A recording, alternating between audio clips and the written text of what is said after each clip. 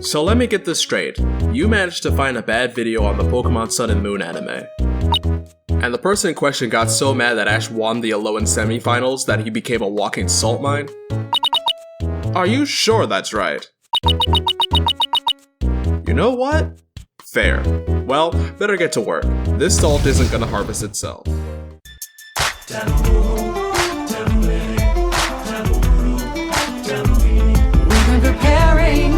Sharing, training, studying A to Z, bonding, battling, laughing, getting crazy, you and me. 'Cause it's coming soon. We all meet our destiny under the Alola moon. Pokemon.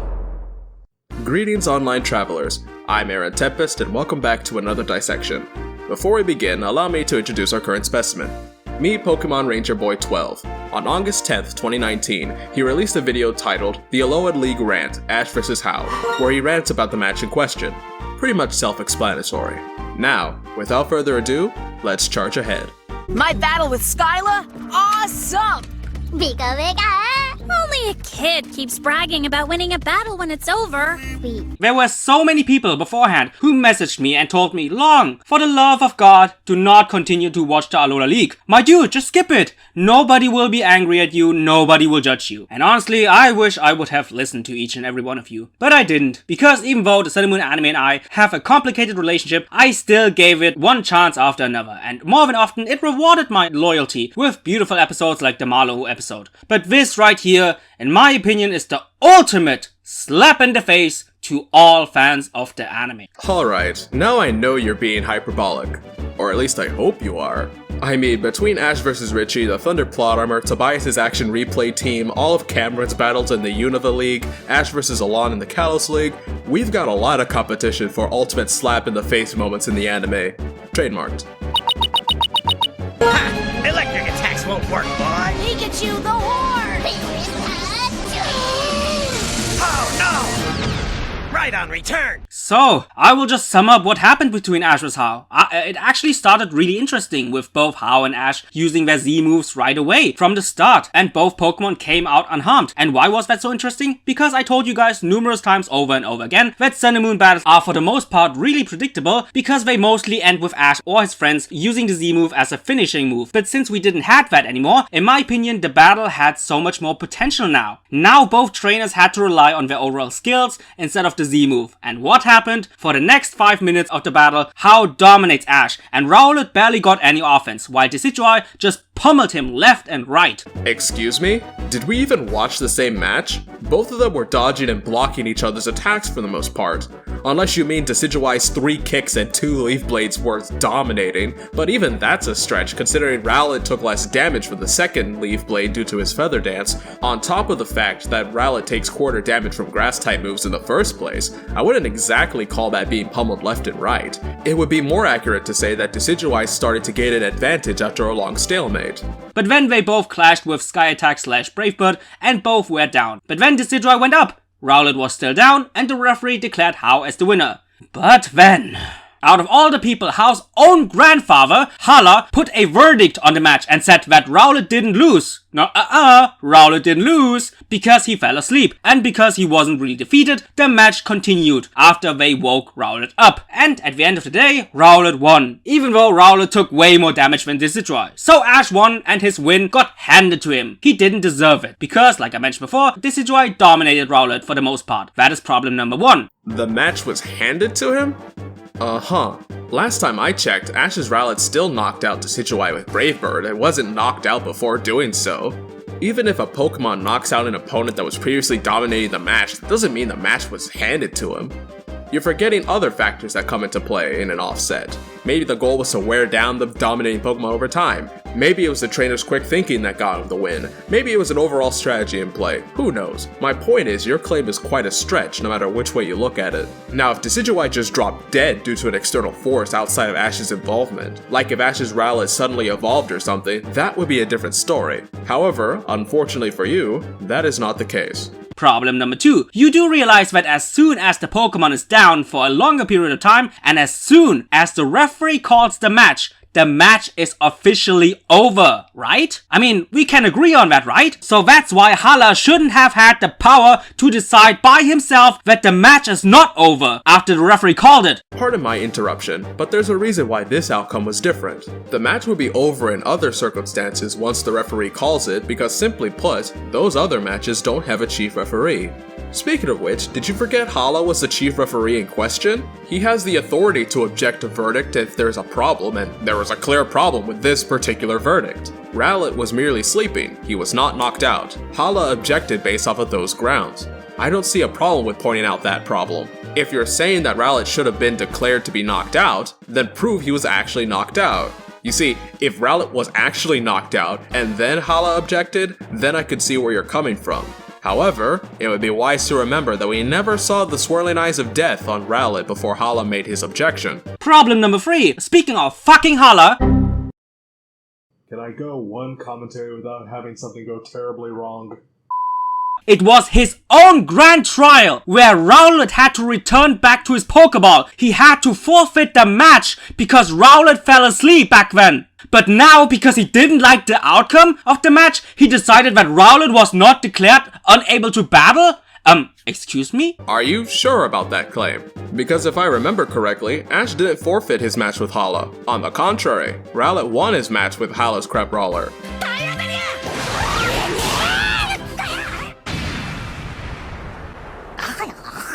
When Ash found out that Rowlet was sleeping and he couldn't wake it up, he returned Rowlet to his Pokeball by choice. Then Ash sent up Pikachu to battle Hala's Hariyama. So no, Ash did not need to forfeit the match either. You're actually wrong on 2 levels here. Bravo. You not only fucked your own grandson, FBI, open up! but you fucked your own grand trial rules, your own traditions, you asshole! Okay, first of all, if Hala didn't say anything and let the verdict stand, then he would be ignoring what happened during his own grand trial. As I previously established, Ash was not punished for Rowlet falling asleep during his match with Hala. Ash quote-unquote forfeited on his own accord. Hala not stepping in after knowing Rowlet has a tendency of randomly falling asleep in battle, that would have been an actual violation of those rules and traditions you speak of. And problem number 4, have you guys forgot that Ash already lost a league battle because a Pokemon of his fell asleep? You guys remember Charizard? You know, that Pokemon that fell asleep and because of that he lost against Richie? Ho ho! Now I know you're not trying to use one of the most infamous matches in the entire Pokemon anime to justify your hot take. Well then, let's take it from the top. First of all, Charizard was not eliminated for falling asleep. He was eliminated for refusing to battle. Charizard refuses to battle. Pikachu is the winner! Second, there was a Pokemon in that match that was actually eliminated for falling asleep. Who's the culprit? Well, survey says... Sleep pattern attack! Squirtle trying to shake it off and wake up! Squirtle! Squirtle is unable to battle. Butterfree is the winner! And that decision was met with universal backlash because it violated the established rules of the anime and the games. The rule being that causing a Pokemon to fall asleep does not equate to knocking them out. As a result, no referee before or since has ever made that type of call. Even in battles against Fantina or Tobias, whose strategies are basically making Pokemon go, the referees don't say that the Pokemon are unable to battle. No, they still actually have to knock the Pokemon out. Therefore, eliminating Squirtle due to sleeping is a controversial exception at best, not a steadfast rule. Third, earlier you were complaining that Ash was just given the win, but meanwhile, Richie was just handed the win 3 times. Look at the Pokemon's eyes when the referees make his decision. Notice how only Richie's Butterfree had the swirling eyes of death, meaning that Richie didn't even knock out a single Pokemon in the entire match. And this is on top of the fact that Ash's Pokemon were tired after fighting Team Rocket in the first place. So why are you bringing this match up? Its very existence and the audience's general reaction counters your central point. I didn't think it was possible, but you managed to be incorrect on every conceivable level. Congratulations. Vellator, you can stop at any time. Anyway, just like always, the Sun and Moon fanboys are there to protect their beloved 1000 out of 10 anime by saying this. They basically did a reverse Kalos League psychology by saying Ash lost, but then he actually didn't lose. So haha, we, the Sun and Moon community, trolled you. Ash is still a legitimate contender for the league title. Bravo! Are you proud of yourself? Do you know what you actually did there? You now stripped away any kind of legitimacy and respect I had for Sun and Moon Ash or the Alola League. Because of a bait and switch that was actually foreshadowed beforehand in Hala's grand trial. Seriously, that almost never happens. Would you rather Ash lose the match and have him drop his league ranking again like he did in Unova? Because that would totally keep your respect for Alolan Ash and the Alolan League intact, right? Side note, who on earth is talking like that strawman of yours? This we the Sun and Moon community trolled you business. At the time of this video's release, the league is not over, and it's very possible that Ash could have lost the Alolan League like he did in the past 6 generations. In this case, that trolling, so to speak, would have been very short-lived. I hope you're not putting words into the community's mouth because that would be a very poor move on your part. Wait a minute long. Didn't you get the overall message of the battle? It was a switcheroo thingy. The message to me was not your called switcheroo thingy or reverse psychology. It is something you Sun and Moon hardcore fans didn't even consider. Because of him having his win against Hao handed to him. What does that tell about our hero? What does that tell about our main protagonist? The guy many kids are looking up to. That you can win in life by having that win handed to you even though you failed? You know, I really don't like this narrative that Ash had this match handed to him. You're ignoring that if the match went as you wished, then Hao would have had his match handed to him instead. Where did Ash fail exactly? After all, Rowlet sleeping on the job is something that Ash can't control or really account for. How is that Ash's failure? It's not even like Rowlet was ignoring his orders like a certain other match I know. You didn't even talk about the fact that Ash and Rowlet had to master a move that, unlike Krokorok's Aerial Ace in the Unova League, was established beforehand. You wish to talk about what it says about our hero when he has his matches handed to him? Then let me ask you, how many badges were just handed to Ash in the original series? In fact, better question, did you ask that when Paul, Barry, and practically everyone except Ash was just literally handed the Beacon badge from Vulcaner's gym? What does that say about them? Even if this match was handed to Ash, which I still object to by the way, this wouldn't be the first time something like this has happened. Can a teacher just easily give you an A even though you presented something that was worth a D- at best?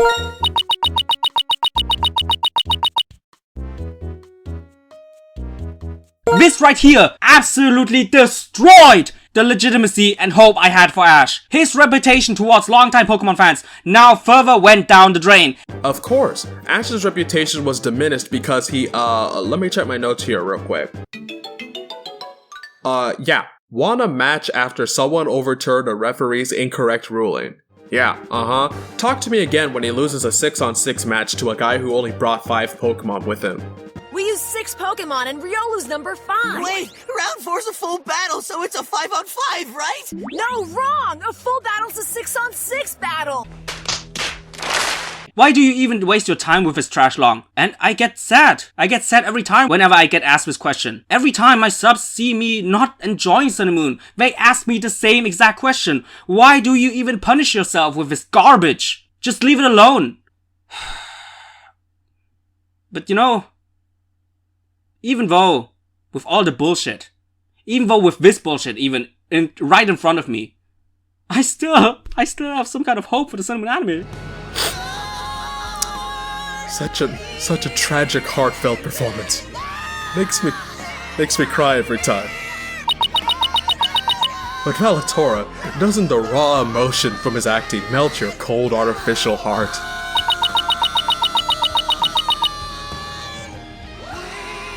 Crazy, right? And the moment's dead.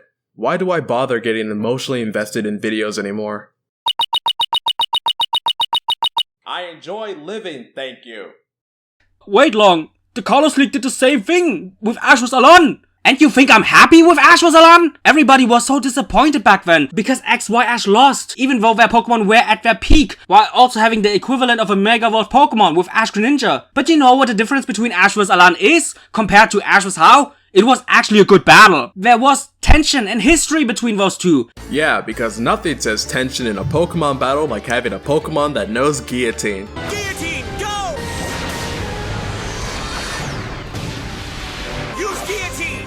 Bishop!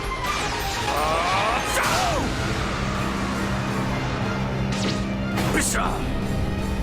Ash and his Pokemon actually gave their best. They all left their blood, sweat and tears in that battlefield. And even though they lost, I can at least say they gave their absolute best. How, on the other hand, is a rival with basically zero build-up and history with Ash, and in this battle, Rowlet took most of the offense. And after that BS ass pull decision, one Brave Bird was enough to KO Decidueye. You know, the dominant Pokemon. I wouldn't say that Hao had zero build-up with Ash, because Hao did at least battle Ash twice before the league, like jokers like Tobias and Virgil here. I can agree that he should have had more build-up, but saying that he had zero build-up is a bit of a stretch. Even then, while Alan as a character got more build-up than Hao, 1. Most of it was done separate from the main story, and 2. His actual rivalry with Ash was just as scant. He battles Ash twice and then shows up in the league for the sole purpose of fighting Ash again. There was no actual reason why Alon had needed to get all 8 gym badges and enter the league just to do that. Now then, you seem to be implying that Rowlet knocking out Decidueye with 1 Brave Bird is unrealistic. Well then, let's test this theory. According to the Pokemon Showdown calculator, a Brave Bird from a Rowlet with max attack EVs can actually 1-hit KO a Decidueye without any defense or HP EVs, and can actually 2-hit KO a Decidueye with max HP and defense EVs. Oh, for the sake of fairness, I calculated the damage done by Decidueye's Leaf Blade given max attack EVs. At best, it would take 4 to 5 hits to KO a Rowlet without defense or HP EVs. At worst, it would take at least 8 hits to KO a Rowlet with max defense and HP EVs. And these calculations do not account for damage reduction due to Feather Dance. Oops.